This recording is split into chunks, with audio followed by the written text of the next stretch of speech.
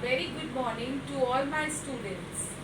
Students, now in this tutorial, we are starting a new chapter, chapter number 17, Four Realms of the Earth. As you know, students, Earth is a unique planet. Earth has plenty of water, yes, and here only in the Earth, on the Earth, the life exists. Why life exists? Because of the presence of land, water and air. With these three elements, the life is possible on Earth.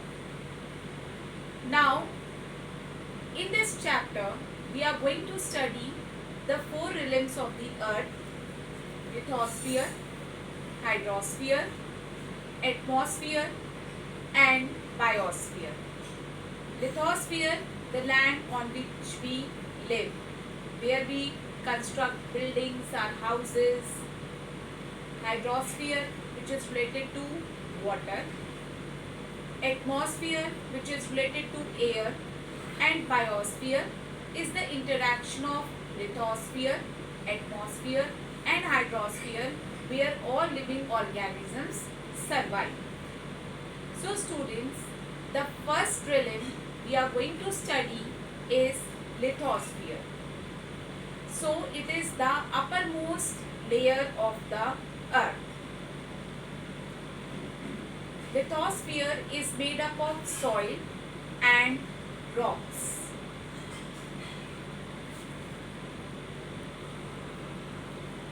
About 1/3 of our earth is covered with land and rest of the earth is covered with water. Now on the land, large land masses are also there, and you know that large land masses, they are called as continents. And how many continents are there? There are 7 continents. These continents are large land masses. Now, on our earth, large water bodies are also available. Though there are many sources of water like lake, river, ponds, canals, wells. But besides that, large water bodies are also there, which are known as oceans. So, oceans also exist on our planet Earth. Now, how we measure the height of any thing, of any building, or how we measure the height? We measure the height of land or depth. We measure the height of the land through the sea level. All the oceans, they are joined together, so that is why the sea level of the ocean is same almost everywhere. So how we measure the height of a mountain? We stand on the sea level, and on that we calculate the height of a mountain. And the depth of the ocean is also measured through the sea level. Means how much the ocean is deep, that is also be measured. Now, if we stand on the sea level and wants to calculate the height, then you know that Mount Everest, it is the highest peak above the sea level. And if we want to calculate the deep point of the ocean, that which is the deepest point of the ocean, then that is the Mariana Trench. The name is Mariana Trench, and it is in Pacific Ocean, the deepest point under the sea level. And the deepest point above the sea level is Mount Everest, the highest peak in the world. So now students, now in this tutorial we will study first of all the large land masses, continents, all the 7 continents we are going to study in this tutorial. So let's continue the chapter. Now we will study students' continents. Large land masses above sea level, they are called as continents. There are 7 continents in the world. They are Asia, Africa, North America, South America, Europe, Australia and Antarctica. Almost 2/3 of the land lies to the north of the equator. So how much land is available in the north side? About 2/3. Only Australia and Antarctica lie entirely to the south of the equator. These two, Australia and Antarctica, it is in the south side of the equator. Now first continent is Asia. Students, I am showing you one map. It is a map of continents. See, which you have already studied in class 5th. See, continent map is here. North America, South America, Europe, Asia, Africa, Australia and Antarctica. Now, first of all, we are going to study about Asia. Asia, it is a continent. Asia is the largest continent. It is the largest continent and it is separated from Europe by the Ural Mountains, the Ural River and the Caspian Sea. Together the two are often referred to as Eurasia. So students, this is Asia and this is Europe. These Asia and Europe, they are separated by mountains. That mountains are known as Ural Mountains. One river is also there and sea also there, which separates Asia from Europe. And students, when these continents, they join together, they are also called as Eurasia. Now second continent, we are going to study second largest continent, Africa. And this is, see, Africa and Asia. Yes, in between you can see this line. So this Asia and Africa, how they are separated? These continents, they are separated from each other. They are not joined. So what is the thing between Africa and Asia which separates? Is Suez Canal. Suez Canal, it is a man-made canal. See students, I am showing you the picture of a Suez Canal. Yes, a canal is there and student, it is made by man. Man-made canal is this. This canal, it separates Asia from Asia from Africa. Now third continent is North America. It is the third largest continent in terms of area after Asia and Africa. It is bordered on the north by the Arctic Ocean. See, in the north side, Arctic Ocean is there. Then on the east side, which ocean is there? Atlantic Ocean. And on the west by the North Pacific Ocean. So these are the 3 oceans which are surrounded by North America. South America lies to the southeast of it. See, South America is there. It is in the southeast of it. North and South America were once joined by the Panama Isthmus. See students, this North America and South America, one time they are joined together by a Panama Isthmus. Spelling is ISTHMUS. What is isthmus? A narrow strip of land. Means land is there which is very narrow. It is joined with that. But now it is not so. After the construction of Panama Canal, now this Panama Isthmus has been cut and now they are separated. So what separates them? Panama Canal. Now next we are going to study South America. This is the 4th in size. It is bordered on the west by the Pacific Ocean. See, west Pacific Ocean. On the north and east by north and east Atlantic Ocean is there. North America and the Caribbean Sea lie to the northwest of it. So North America is now in the northwest direction and South America is the southeast side. The Andes, the longest mountain range in the world, and the Amazon, the world's largest river are both located in South America. So what is there in South America? Longest mountain ranges here, means mountains they are joined together, and these mountains, and the world's longest river, Amazon river, is also found in the South America. Now we are going to study Europe. Europe, it is the sixth largest continent. It is bounded in the north side. Which ocean is there? Arctic Ocean. In the west, which ocean is there? Atlantic Ocean is there. And in the south side, students, which ocean is there? Not a ocean, Mediterranean Sea. South side means here Mediterranean Sea is there. This sea is connected to the Atlantic Ocean by called the Strait of Gibraltar.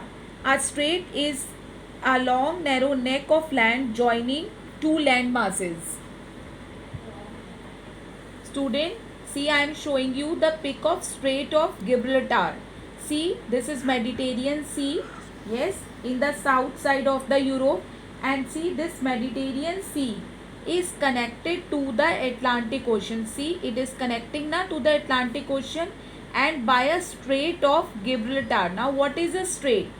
A strait is a narrow neck of land. See, a neck, you can say patli si land. See, this is a land, this is a light blue color, and by this dark blue color you can see a narrow neck of land, and which are joining two land masses. See, two land masses, they are joining together.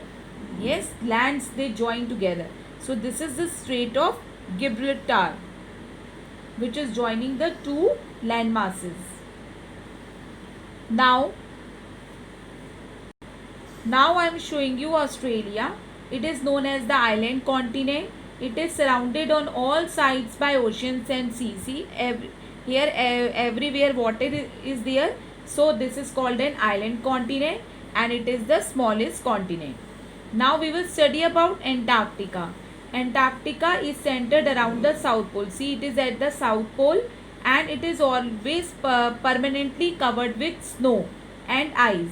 So that is why it is also called as white continent. And many research stations, they are also located in Antarctica. The continents are divided into smaller units called countries. Then every country has a capital, city, and administrative units which are called as states. And then states are further divided into districts and villages. So like this, a continent is made up of first countries, then states, then villages and towns. These divisions make the study of larger units possible and help to administer them properly. Now students, we are going to study the landforms.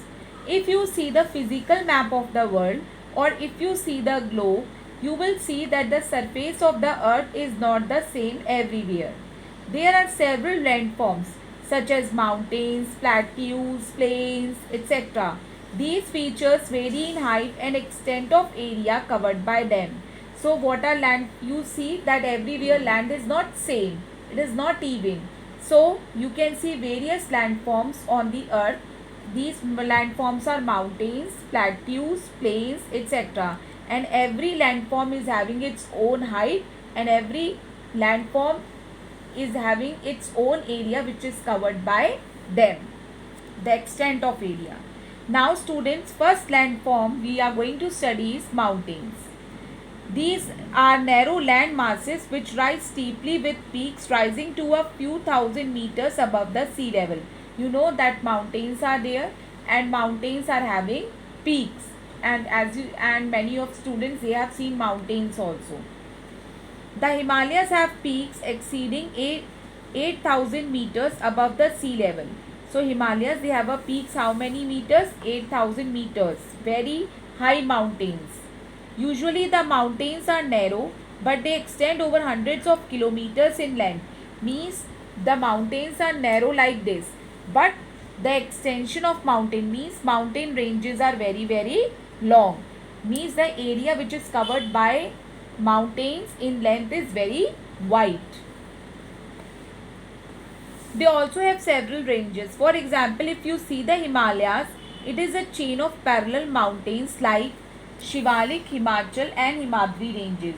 Every range has several peaks forming a chain. Now I will show you Shivalik, Himachal and Himadri ranges. See students, are you able to see this brown color? Yes, these are all Himalayan ranges. See, these are all Himalayan ranges and they are in the north side of India at the top. Great Himalayas, then see Shivalik range is there, then Himadri range. So this is all the mountain ranges are there. Shivalik, Himachal and Himadri ranges in the north side. These are the whole mountain ranges. Now another landform we are going to study, plateau. See, this is a plateau, a tableland which is above, it is at a high elevation area. Yes, surrounding the lowland. See, this is the surrounding lowland, but this land is at a high, it is in elevation, means see elevated land is there. थोड़ी ऊपर उठी हुई land है surface land से.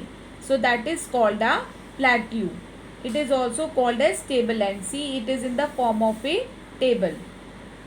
Some plateaus have steep slope on one side only and on the other side they have the gentle slope. See students, now plateaus I have shown. Now I will tell you that some plateaus they have a steep. See, this is a steep slope in a curve, steep slope, and student this is a gentle slope. So see, the students, are you able to see these are small lines? These are called as contour lines, imaginary lines. So now see, when these imaginary lines are very close to each other, then it means a steep slope, बहुत ढलान.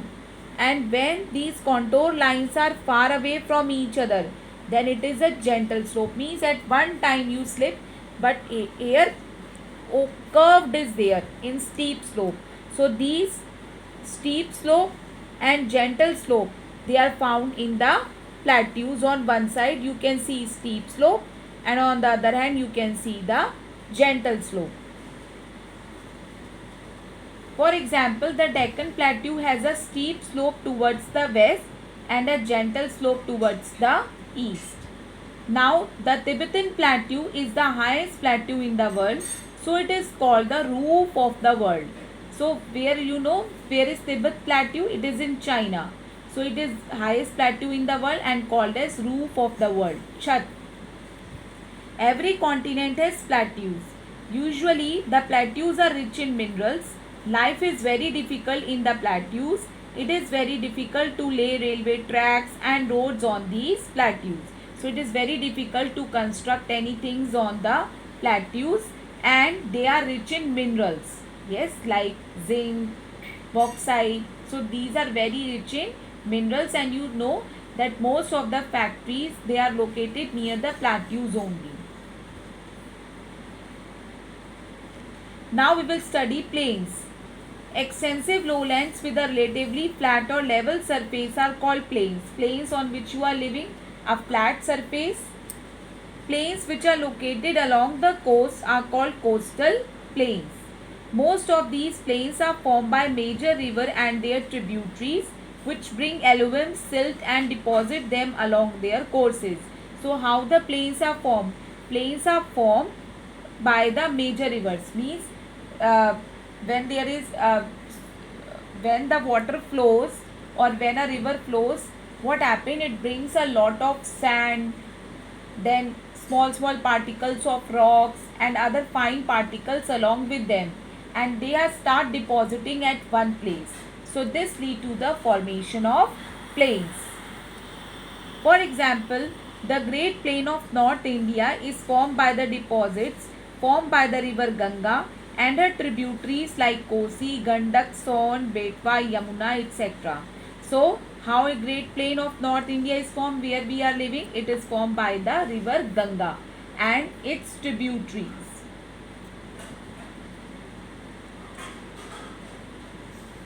Tributaries means when the river, suppose a river is flowing and when it is divided into different directions, water does not flow at only one direction.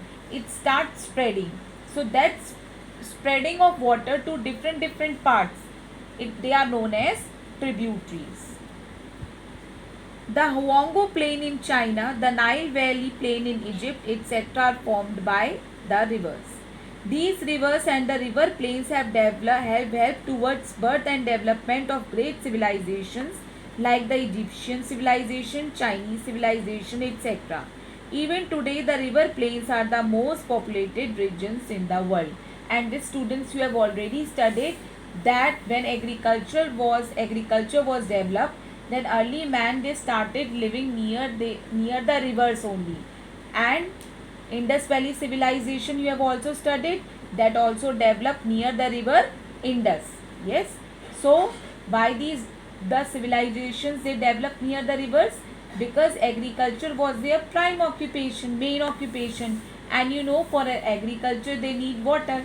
So most of the civilizations they developed near the rivers. So students, today we have studied the first realm of the earth, that is lithosphere. Tomorrow we will continue with hydrosphere. So till then read the chapter and watch the video too carefully. Meet you in the next tutorial. Till then, have a good day.